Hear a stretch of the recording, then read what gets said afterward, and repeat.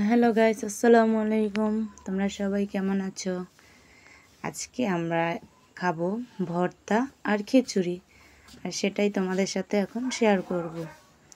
তো এই যে প্রথমেই কেটে নিচ্ছি বিষ কচুর ডাঁটা। তোমরা এই ডগাগুলো কে কে চিনো বা খাও? এগুলো হচ্ছে বিষ কচুর ডগা।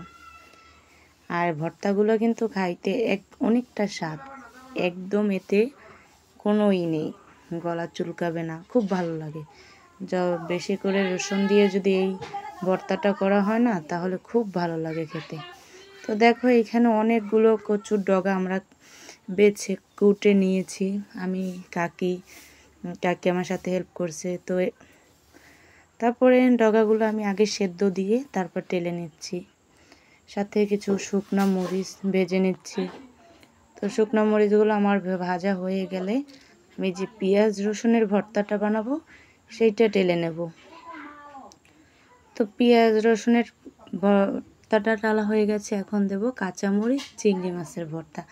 আজকে কিন্তু বেশ অনেক রকমের ভর্তা করা হবে। কিছু ভর্তা হাতে টেলে, যেমন পেঁয়াজ মরিচ, তারপর ধনে পাতা, ঠিক তেমনই কিছু ভর্তা করা হবে পাটায় বেটে।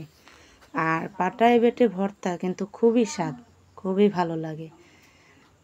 এই যে এখান থেকে আমি অনেকটা পেঁয়াজ, চিংড়ি মাছ, তারপর কাঁচামরিচ, এই তিনটা ফ্লেভারই কিন্তু দিয়েছি, অন্য কোনো কিছু দিনে উপকরণ।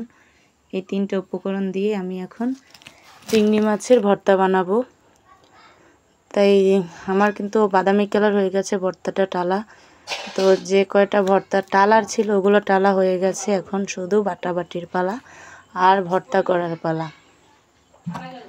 তো চিংড়ি মাছের ভর্তাটা বাটা শুরু হয়ে গেছে। তো এখান থেকে চিংড়ি মাছের ভর্তাটা করা হয়ে গেল। আর ভর্তা যেমন খেতে স্বাদ, তেমন করতেও কিন্তু ভাইরে ভাই অনেকটা ঝামেলা, সেটা অবশ্য বুঝতেই পারছো যে ভর্তা করতে কতটা ঝামেলা। তো তারপরে এই যে নিচ্ছি কচুর ডগা, আর কচুর ডগাটা এখন বাটাবাটি শুরু করে দেব। তাই এই যে কচুর ডগা আমার কাছে কিন্তু খুবই ভালো লাগে, এই ভর্তাটা খেতে একদম অনেক ভালো লাগে। তো এই যে আমার কচুর ডগা ভর্তা করা হয়ে গেছে। তোমাদের সাথে আমি অল্প অল্প অল্প করে দেখাচ্ছি, কিন্তু এগুলো করতে অনেকটা টাইম লেগে গেছে। সাথে নিয়ে নিয়েছি এখন তোমার পেঁয়াজ রসুনের ভর্তা।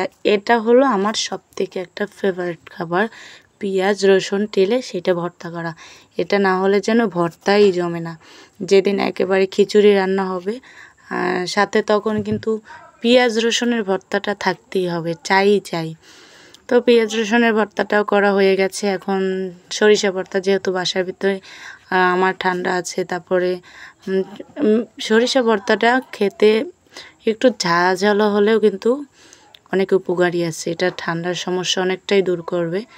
যার কারণে এখান থেকে এই সরিষার ভর্তাটা করা হয়ে গেছে, এখন শুধু খাবার পালা। আরও অনেক কিছু ভর্তা করা হয়েছে, সেগুলো তোমাদেরকে আমি দেখাতে পারলাম না, সেগুলো স্কিপ হয়ে গেছে।